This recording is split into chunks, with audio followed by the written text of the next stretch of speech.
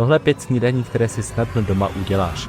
Číslo 5. Ovesná kaše, jedna z nejlepších věcí, co ráno sníš, zasytí tě na celé dopoledne a připravíš ji za 5 minut. Stačí vločky, horká voda nebo mléko a trocha ovoce nebo medu navrch. Číslo 4. Houska s máslem, česká klasika, která nikdy neumírá. Čerstvá pletená houska s křupavou kurkou a máslem je na stole dřív, než se pořádně vzbudíš. Přidej med nebo marmeládu a máš snídaní na úrovni. Číslo 3. Chléb s tvarohovou pomazánkou. Vezmeš tvaroh, sůl, pepř a vařitku. Pár minut míchání a máš pomazánku plnou bílkovin a na krajíci poctivého chleba je to naprosto dokonalé. Nezapomeň mě sledovat na Instagramu Honza na jídle, kde osobně chodím do restaurací a přidávám recenze z těch míst každý druhý den. Číslo 2. Vajíčková pomazánka. Uvaříš vejce natvrdo, nakrájíš je najemno a smícháš s hořčicí, trochu masla a pařitky a česká klasika, která chutná úplně každému. Na kváskovém chlebu je to jiná liga. A číslo 1. Smaženice s houbami.